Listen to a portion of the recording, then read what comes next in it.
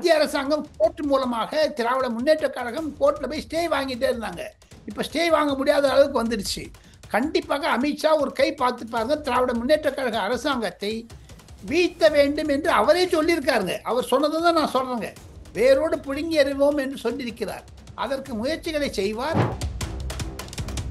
அந்த பிரவீன் சக்கரவர்த்தியோடு அவர் பேசின போது அந்த ஒரு ஒட்டு கேட்டு அதை வெளித்தளத்தை கொண்டு வந்து 30,000 கோடி ரூபாய் உதயநிதிக்கும் சபரீசனுக்கும் இருக்கிறது என்று சொன்னார்களே, அதையெல்லாம் பொது இடத்தில் வந்தது. அது பற்றி ஏன் என்போர்ஸ்மெண்ட் டைரக்டரேட் இதுவரைக்கும் எடுக்கவில்லை? இன்ப நிதியை நியமித்திருக்கிறோம் இயக்குநராக என்று செபியிலேருந்து ஒரு லெட்டர் போயிருக்குதுங்க. இவங்க மு.க. ஸ்டாலினுடைய குடும்பத்தில் இருந்து. அது குடும்ப அரசியல் இல்லையா? முரசொலியில் போய் உட்கார வச்சாரு. முரசொலியில் அவர் இன்ப நிதி ஒரு வாரிசு அரசியல் வந்தாச்சு. ஆக மொத்தம் இந்த வாரிசு அரசியல் என்பது சொல்லுவது கண்டிப்பாக நயினா நாகேந்திரன் மீது சேறுவாசி இறப்பதாகத்தான் நினைக்கிறேன். நயினா நாகேந்திரன் சொன்ன பதில் சரியான பதிலாகத்தான் நான் கருதுகிறேன். அவர் 9 வருடம் தனிக்காட்டு ராஜாவாக இருந்தார் பாருங்க, எம்பியாக இருந்து கூட. அப்போ கூட எங்கிட்ட நல்லா பேசுவார். இருப்பினும் அவர் சொன்னது தவறு.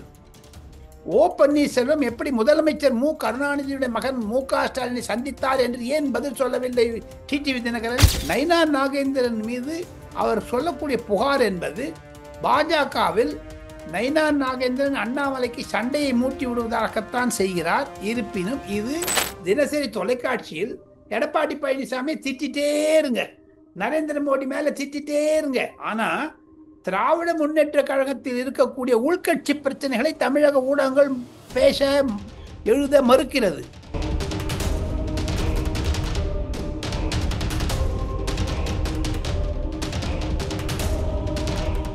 ரியல் ஒன் உறவுகள் நண்பர்கள் அனைவருக்கும் வணக்கம். முக்கியமான தகவல்கள் பலவற்றை நம்முடைய உறவுகளுடன் பகிர்ந்து கொள்ள இணைந்திருப்பவர் மூத்த பத்திரிகையாளர் டெல்லி ராஜகோபாலன் சார் அவர்கள். வணக்கம் சார். நமஸ்காரம். என்டிஏவில் இருந்து, அதாவது பாஜகவோடு பயணித்த டிடிவி தினகரன் அமமுக வெளியே வந்திருக்கிறது. இப்படியான சூழ்நிலையில் தான் டிடிவி தினகரன் செய்தியாளர்களை சந்திச்சு பேசினாங்க. அவ பேசும்போதுதான் அண்ணாமலை தமிழக பாஜக தலைவராக இருக்கும் போது கூட்டணியை அரவணைத்து சென்றாங்க. ஆனால் தற்போதைய நிலையில அந்த அரவணைப்பு இல்லை. அதே நேரத்தில் வந்து பாத்தீங்கன்னா ஓபிஎஸ் வெளியேறுவதற்கு காரணமே முழுக்க முழுக்க தற்போதைய பாஜக தலைவர் நயினா நாகேந்திரன் தான் அப்படின்னு சொல்லி தெரிவிச்சிருக்காங்க. இதை எப்படி சார் பாக்குறீங்க? டிடிவி தினகரன் மூத்த அரசியல்வாதி, பல ஆண்டுகளாக அரசியல் இருப்பவர், எனக்கு ஆப்த நண்பர். மத்திய பாராளுமன்றத்தில் சென்ட்ரல் ஹாலில் பல முறை நான் அவரும் உட்கார்ந்து பேசியிருக்கிறோம். இன்றல்ல நேற்றல்ல. அவர் 9 வருடம் தனிக்காட்டு ராஜாவா இருந்தார் பாருங்க, எம்பியா இருந்து கூட. அப்போ கூட எங்கிட்ட நல்லா பேசுவார். இருப்பினும் அவர் சொன்னது தவறு. ஓ பன்னீர்செல்வம் எப்படி முதலமைச்சர் மு கருணாநிதியுடைய மகன் மு.க. ஸ்டாலினை சந்தித்தார் என்று ஏன் பதில் சொல்லவில்லை டிடிவி தினகரன்? இவர் போய் பார்த்தாருங்களா? யாரு? டிடிவி தினகரன். முத்து அவர்களுடைய மரணம் என்பது அகால மரணம், யாரும் இல்லை என்று 80 வயசு ஆச்சு, செத்து போயிட்டாரு பாவம். அதுக்காக அனுதாபம் தெரிவிச்சுட்டாரு ட்விட்டர்ல. நேர போய் பார்த்து 3 தானே நாங்க பார்க்க வேண்டியதா இருக்குது ஓ பன்னீர்செல்வத்துக்கு. ஆக மொத்தம் மிஸ்டர் தினகரன் சொல்லுவது தவறு. நயினா நாகேந்திரன் மீது அவர் சொல்லக்கூடிய புகார் என்பது பாஜகவில் நயினா நாகேந்திரன் அண்ணாமலைக்கு சண்டையை மூட்டி விடுவதாகத்தான் செய்கிறார். இருப்பினும் இது வட இந்தியாவில் இது ஒரு நூதனமான முயற்சியாக பார்க்கிறார்கள். இருப்பினும் டிடிவி தினகரனை நேஷனல் டெமோக்ராட்டிக் அலையன்ஸ் என்டிஏவில் வைத்துக் கொள்வதற்கான முயற்சிகளை அமித்ஷா செய்து வருகிறார். இதுல வந்துங்க கொஞ்சம் டீப்பா போய் பார்த்தீங்கன்னா சிவா, எனக்கு இன்னும் ஒரு மனசுல சந்தேகம் வருதுங்க. அதை சில அரசியல் தலைவர்கள் தமிழகத்திலிருந்து தெரிவிக்கிறார்கள். இது என்னங்க, இது ஒரு ஓ பன்னீர்செல்வம், நயினா நாகேந்திரன், தினகரன் இவங்கெல்லாம் சேர்ந்துட்டு ஒரு இது இனப்பிரச்சனை, ஜாதி பிரச்சனை மாதிரி போயிடுவோம் என்ற அச்சம் கூட இருக்கிறது சிவா. கவுண்டர் வர்சஸ் தேவர். சார், அதே நேரத்தில் வந்து பாத்தீங்க அப்படின்னா இப்போ 28 முக்கிய பதவிகளுக்கு தமிழக பாஜகவில் நிர்வாகிகளை நியமிச்சிருக்காங்க. இதுல நயினா நாகேந்திரனுடைய மகன் நயினார் பாலாஜிக்கு பதவி போடப்பட்டிருக்கு. அதாவது விளையாட்டு மற்றும் திறன் மேம்பாட்டு பிரிவுக்கு 2 பேரை நியமிச்சிருக்காங்க. அதுல ஒருவராக நயினார் பாலாஜி இருக்காங்க. இது வாரிசு அரசியல் அப்படிங்கிற விமர்சனங்கள் எதிரில் முன்வைக்கப்படுகிறது. ஆனா நயினார் நாகேந்திரனை பொறுத்த வரைக்கும் வாரிசு அரசியல் கிடையாது அப்படிங்கிற பதில் கருத்தையும் முன் வச்சிருக்காங்க. இதை எப்படி சார் பார்ப்பது? நயினா நாகேந்திரன் சொல்வது சரி. இது எப்படி வாரிசு அரசியல் ஆகணும்? நயினார் நாகேந்திரன் சொல்வது சரி. வாரிசு அரசியல் எதுக்காக நீங்க வந்து ஸ்டாலின் வந்து தன்னுடைய பையனுக்கு உதயநிதிக்கு துணை முதலமைச்சர் கொடுப்பதை தவிர, நான் ஒரு கேள்வி கேட்கிறேங்க சிவா.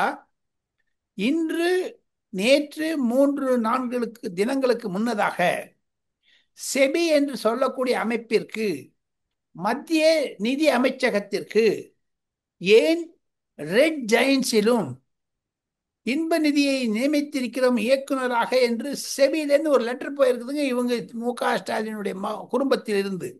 அது குடும்ப அரசியல் இல்லையா? அவங்க வீட்டை பிஸ்னஸ் பண்ணி போனா கூட அவங்க தங்களுடைய ஆளை தான் வைக்கணும். வெளில இருந்து இப்ப ராஜா வெளில வைக்கக்கூடாது. உள்ள ராஜா அது அந்த ரெட் ஜெயின்ஸ்ல வச்சுக்கூடாத. ஒரு தலித் முகம் வச்சுக்கூடாது. முன்னாடி குடும்ப பிரச்சனை வரணும். திருப்பியும் முரசொலியில போய் உட்கார வச்சாரு. முரசொலியில் அவர் இன்ப நிதி ஒரு வாரிசு அரசியல் வந்தாச்சு. ஆக மொத்தம் இந்த வாரிசு அரசியல் என்பது சொல்லுவது கண்டிப்பாக நயினார் நாகேந்திரன் மீது சேறுவாசி இறப்பதாகத்தான் நினைக்கிறேன். நயினார் நாகேந்திரன் சொன்ன பதில் சரியான பதிலாகத்தான் நான் கருதுகிறேன். சார், இப்போ பாஜக வந்து இப்போ ஓபிஎஸ் வெளியேறி இருக்காங்க, இப்போ டிடிவி தினகரன் வெளியேறாங்க, இப்படி ஒவ்வொரு கட்சிகள் வெளியேறிக்கிட்டு இருந்தா இப்போ பாஜக என்டிஏ கூட்டணி, அதிமுக பாஜக கூட்டணி கொஞ்சம் வீழ்ச்சியை நோக்கி சென்றுகிட்டு இருக்கு அப்படின்னு தானே சார் பார்க்க முடியும்? உண்மைதான், உண்மைதான். இன்னும் 4 மாதங்கள் இருக்கிறது பாருங்கள். பிரேமலதா, பாட்டாளி மக்கள் கட்சி நாளைக்கு அன்புமணி ராமதாஸ் வந்து சேர்ந்தாருன்னா என்ன சொல்லுவீங்க? திமுக போயிடுவார் அவரு? ஒரு பிம்பத்தை உருவாக்கியார்கள் தமிழகத்தில் ஒரு மீடியாக்கள். தினசரி தொலைக்காட்சியில் எடப்பாடி பழனிசாமி திட்டிட்டே இருங்க, நரேந்திர மோடி மேல திட்டிட்டே இருங்க. ஆனா திராவிட முன்னேற்ற கழகத்தில் இருக்கக்கூடிய உள்கட்சி பிரச்சனைகளை தமிழக ஊடகங்கள் பேச, எழுத மறுக்கிறது. நேற்று முன்தினம் ஒரு மூத்த திராவிட முன்னேற்ற கழக அமைச்சர் கிண்டலாக சொல்லி இருக்கிறார், அப்பா எம்பி, பையன் மந்திரி. அயல்நாடு சொல்லிட்டு ஏதோ பிரைம் மினிஸ்டர் பக்கத்தில் உட்கார்ந்து போற மாதிரி, இங்கே சென்னையில போற மாதிரி லண்டன்ல போறாரு. முன்னாடி 10 மோட்டார் சைக்கிள், பின்னாடி 10 மோட்டார் சைக்கிள். இது என்ன? டிஆர்பி ராஜா மீது ஓப்பனாகவே சில மூத்த அமைச்சர்கள் கருத்து தெரிவிக்கிறார்கள். அது என்னுடைய காதிடம் விழுந்தது. என்னிடமே பேசியிருக்கிறார்கள். ஆக மொத்தம் திமுகவில் நடப்பதை பற்றி யாருமே பேச மாட்டேன் என்கிறார்கள். திமுகவில் இருக்கக்கூடிய சண்டைகள் அதையெல்லாம் முன்னுக்கு கொண்டு வரும். தேர்தல் போது எல்லாம் வெளில வருங்க, கவலைப்படாதீங்க. சார், இப்போ என்டிஏ கூட்டணில இருந்து கட்சிகள் வெளியேறுவது திமுக தான் பிளான் பண்ணி கட்சிகளை உடைத்து வெளியேற்றக்கூடிய வேலையில ஈடுபடுறாங்க, பின்னணியில இருக்காங்க அப்படின்னு பார்க்கலாமா சார்? உண்மைதான், அது உண்மைதானே, அது உண்மைதானே. இப்ப நீ நரேந்திர மோடி சொல்லி என்ன பிரயோஜனம் இருக்குது? சரத்பவார் கிட்ட இருந்து அஜித் பவார் எடுத்தாருன்னு சொல்றது, சுவேந்து அதிகாரி எடுத்தாருன்னு சொல்றது, அதுக்கெல்லாம் நீங்க வந்து திமுக என்பது ஒரு புது வாஷிங் மிஷினாங்க. அங்க வந்து பண்ணிட்டு வாஷிங் மிஷின் ஆச்சு, எல்லாம் தூளி வெடித்து போடுவாங்க. இது பற்றி யாருங்க பேசுறது? சார், இப்போ தமிழக தேர்தலை பொறுத்த வரைக்கும் அமித்ஷாவுடைய நேரடி பார்வையில தான் இங்க இருந்துகிட்டு இருக்கு. இப்படியான சூழ்நிலையில அமித்ஷா அவர்களுடைய அடுத்த வியூகம் எப்படி சார் இருக்கும்? ஏன்னா டிடிவி தினகரன், ஓபிஎஸ் போன்ற வெளியேறக்கூடிய சூழ்நிலையில அமித்ஷாவுடைய அடுத்த வியூகம் எப்படி சார் இருக்கும்? அமித்ஷாவோட வியூகம் திராவிட முன்னேற்ற கழகத்தில் இருக்கக்கூடிய குழப்பங்களை எல்லாம் உபயோகித்து திமுகவிலிருந்து ஒரு ஏக்நாத் ஷிண்டேயை உருவாக்குவார். அது பெண்மணியாக இருக்கலாம், ஆண்மணியாக இருக்கலாம். 2026 தேர்தலுக்கு முன்னதாக, குறிப்பாக டிசம்பர் ஜனவரி மாதத்தில் திமுகவில் இருக்கக்கூடிய பிரச்சனைகளை எல்லாம் பெருசாகுது பாருங்க. துரைமுருகனுக்கு பிடிவாரத்து வந்திருக்குது இன்னைக்கு. அதெல்லாம் என்ன ஆகும்? போதாத குறைக்கு சசிகலா மீது சிபிஐ என்கொயரிக்கு பற்றி பண்ணியிருக்காங்க. 490 கோடி ரூபாய்க்கு கேஷா டெபாசிட் பண்ண. இதெல்லாம் ஒண்ணு வருங்க. இப்போ இது மத்திய அரசாங்கம் கோர்ட் மூலமாக, திராவிட முன்னேற்ற கழகம் கோர்ட்ல போய் ஸ்டே வாங்கிட்டே இருந்தாங்க. இப்ப ஸ்டே வாங்க முடியாத அளவுக்கு வந்துருச்சு. கண்டிப்பாக அமித்ஷா ஒரு கை பார்த்து பாருங்க, திராவிட முன்னேற்ற கழக அரசாங்கத்தை வீழ்த்த வேண்டும் என்று அவரே சொல்லியிருக்காருங்க. அவர் சொன்னதை தான் நான் சொல்றேங்க. வேரோடு புடுங்கி எறிவோம் என்று சொல்லியிருக்கிறார். அதற்கு முயற்சிகளை செய்வார். பொதுமக்களுடைய ஒரு ஓட்டு விகிதத்தின் மூலமாக பார்த்தால் 6 கோடி தமிழக மக்கள், குறிப்பாக இளைஞர்கள், போதைப் பொருள் மூலமாகவும், கள்ளச்சாராயம் மூலமாகவும், மணல் கொள்ளை மூலமாகவும் மனம் உடைந்திருக்கிறார்கள். நீட் எக்ஸாம்ல கூட, அந்த விஷயத்துல கூட ஒரு நாள்ல ஏதோ முடிஞ்சிச்சு, நீட் வந்துச்சு, காலில் வந்துச்சு, மாலில் வந்துச்சுன்னு ஜகா வாங்கினாங்களே, என்னாச்சு இப்போ? அதையெல்லாம் பொதுமக்கள் எதிர்ப்பு தெரிவிக்கிறார்கள். ஆன்டி இன்கம்பன்சி திமுகவிற்கு அதிகமாக இருக்கிறது. அதுதான் எடப்பாடி பழனிசாமியுடைய கூட்டமும் விஜய்க்கு வரக்கூடிய கூட்டமும் தெரியப்படுத்துகிறது. ஆக மொத்தம் திமுக அரசு கண்டிப்பாக ஒரு பிரச்சனையை எதிர்நோக்கும் என்றுதான் தெரிகிறதுங்க.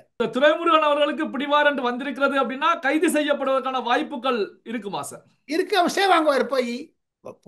நிச்சயம் எலெக்ஷன் டயத்துல வரும், ஸ்டே வாங்குவாங்க. ஆனா பொதுமக்களிடையே ஒரு ஒரு கசப்பும் இருக்கிறது சிவா, அதை சொல்லி ஆக வேண்டும். எத்தனையோ பேர் ஆச்சு.